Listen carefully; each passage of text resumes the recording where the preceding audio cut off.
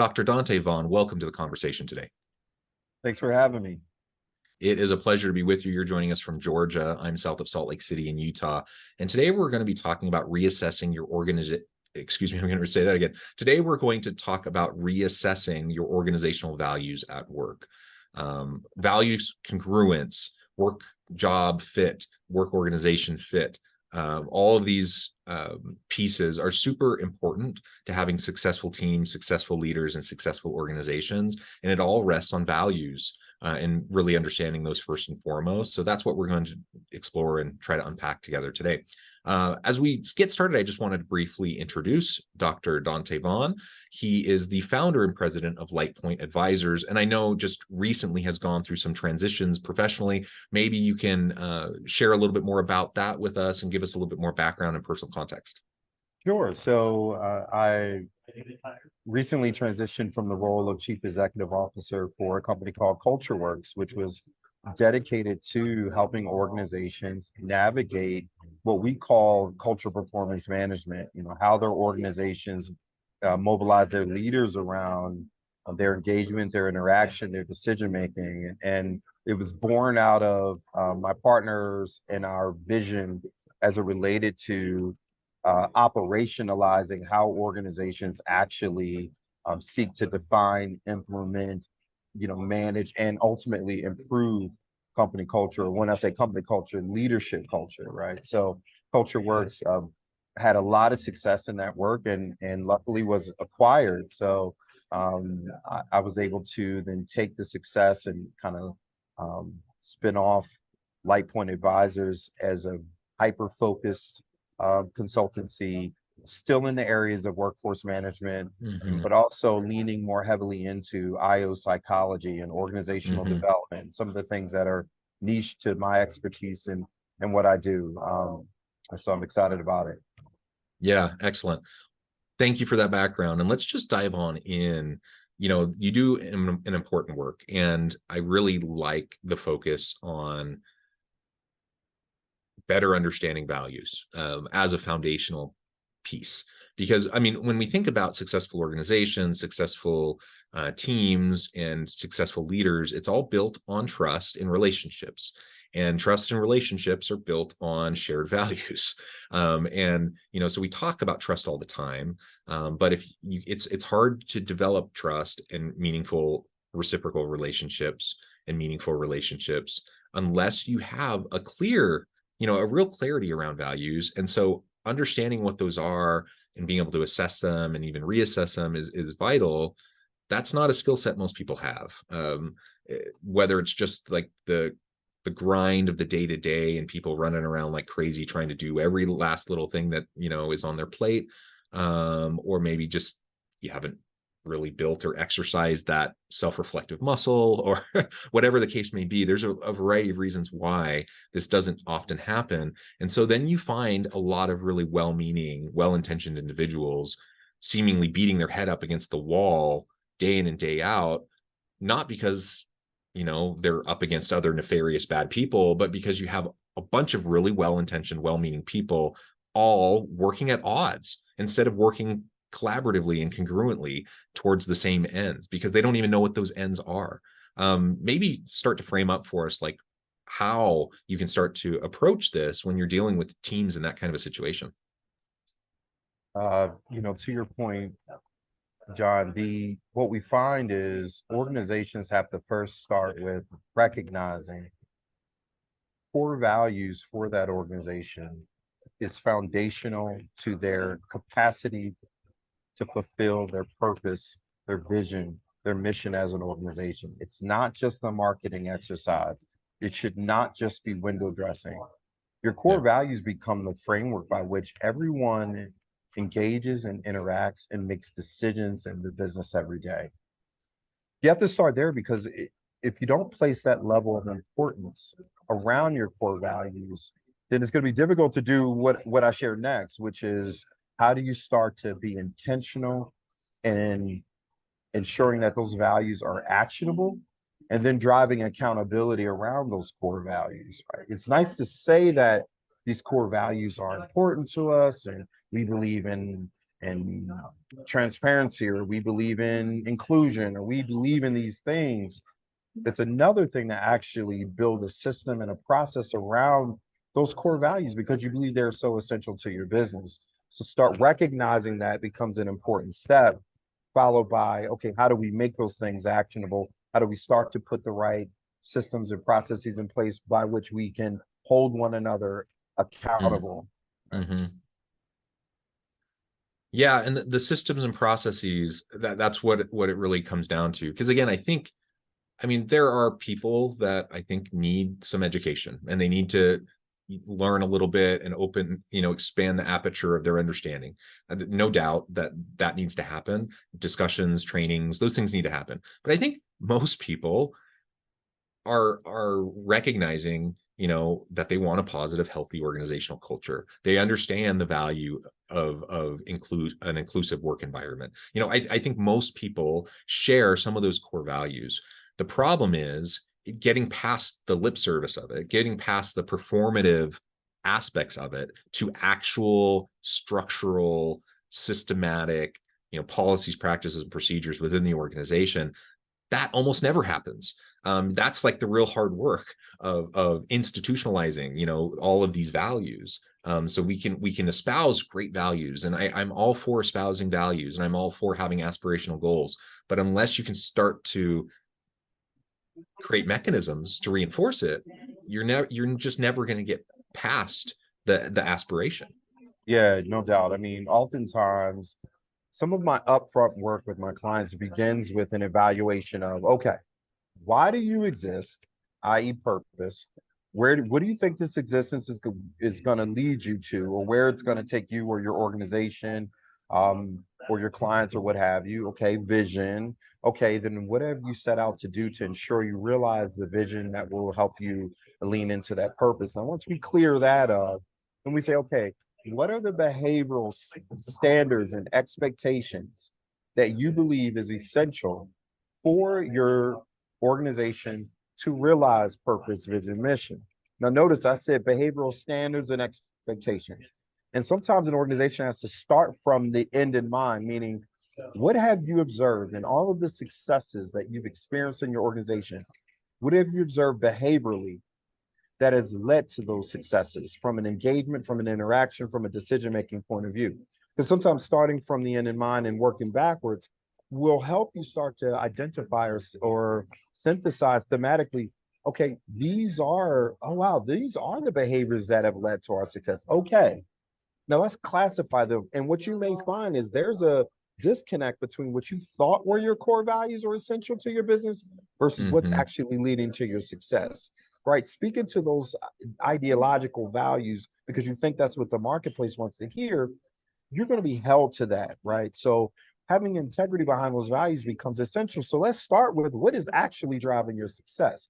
Now, if there are different additional values that you want to lean into to help really optimize or maximize your leadership culture, then we can talk about those things. But let's start from the successes you've already experienced. Similarly, what are the behaviors you've observed that are unbecoming to your ability to realize the purpose or the vision or the mission you have for your organization? Let's talk about those as well. So sometimes working backwards it helps in starting to get the right language. Now, once we get some clarity around that, then it's okay, what does it actually mean to show up that way in the organization? What are the examples that are indicative of your embodiment or your leader's embodiment of those core values? Let's be really clear, because the more prescriptive we are, the more we can now look at points of integration and your Mm. other standards within the business, from your job descriptions all the way to your interview protocols and the line of questioning you have around the validation of their capacity to exhibit those behaviors that tie to your values, all the way down to your performance reviews. All of these become systematic integration points where you can say, my core values matter to the extent that I've ingrained them into how I measure not only my organization's success, but your success and your capacity, regardless of your technical aptitude. There's a measure of the embodiment of these values as essential to our business's success. Yeah, I love that. And again, it's just recognizing that we have to fundamentally take a good long hard look at what those values are and if they align. And I think we all kind of have the assumption that they do. And to your point, if you really take that long hard look, you start to notice that they don't. Like there's just misalignment, and there's all sorts of energy and activities and resources that are going towards things that don't fit with your core purpose or your mission or your foundational values at all. Which means you either need to pivot and redirect, or you need to like actually shift what your core values are so they're in better alignment, or maybe a combination, right? And so all of that I think is really well stated, and just so essential as we try to run effective teams. Culture will happen.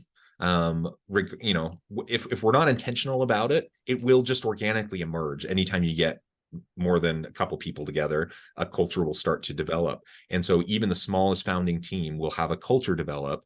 And if you're not really intentional about what you want that to be and the core values driving that culture, it will happen to you instead of you being able to shape what you want and having, you know, that healthy type of culture that most people say that they do want.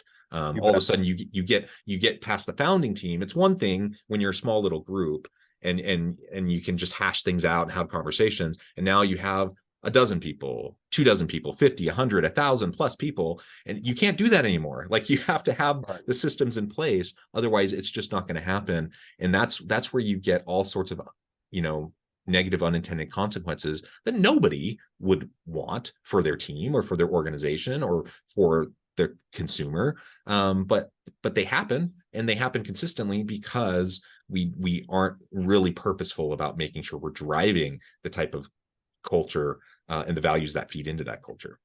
You bet. I mean, if you treat your values just like my co-author and I talk about in our book, From Culture to Culture, we established this methodology as a framework to enable leaders to actually more operationalize how they approach driving this leadership culture. There's 7 pillars. The first pillar is the value system, right? Because that's essential. That's, to your point, foundational.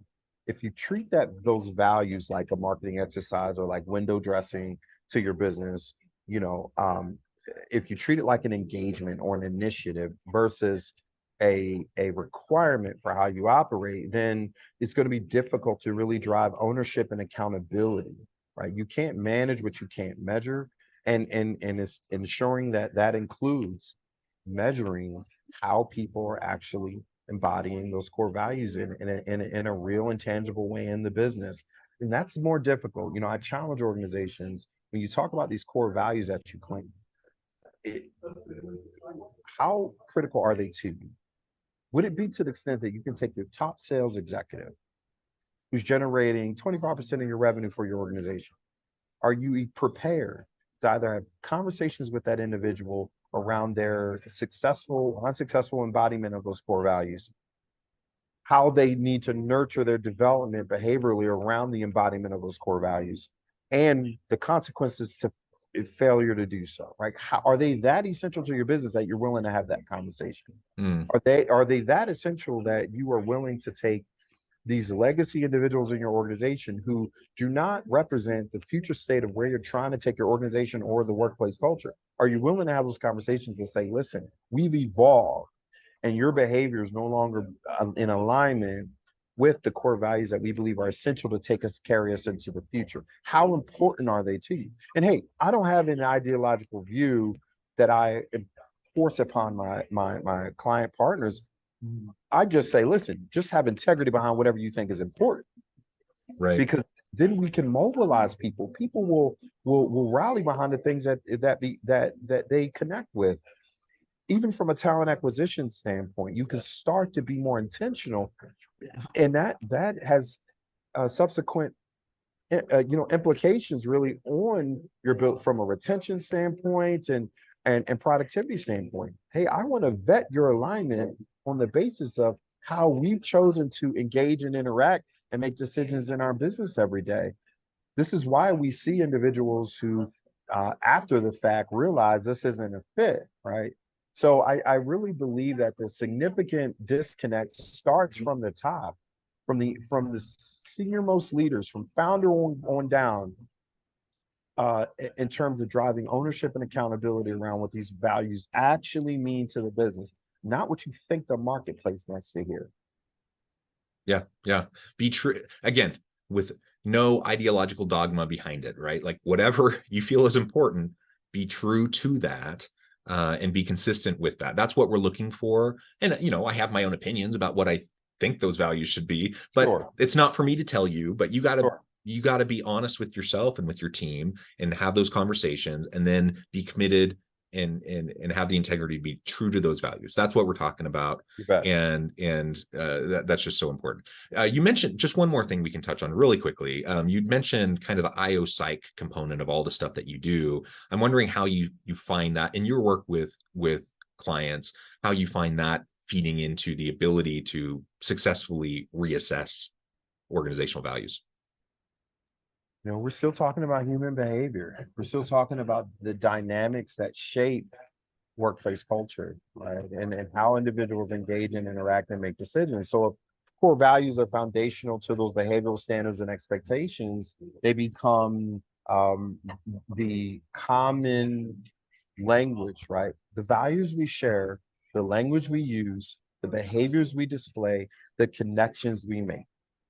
That's as simple as I can define organizational culture.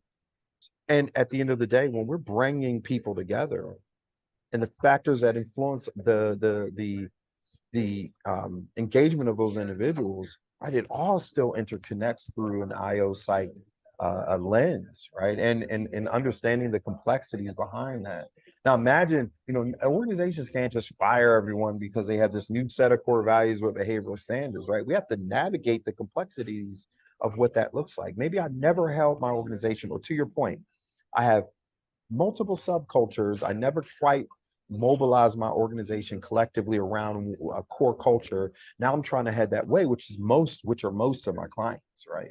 Yeah. So then it's, how do I help them make the organizational shift through the change management lens and through the learning and development lens, all the other factors that requires some unpacking, because I'm trying to change human behavior on an individual level and a team-based level, right? And how they work together, how they interact, and bringing awareness to their tendencies, right? And how that drives either success or failure. So there's a significant work, I don't know if overlap's the right word, but there's synergy in the work we do in the IO psych realm, as it pertains to that, organizational, from a diagnostic standpoint, from a behavioral change standpoint.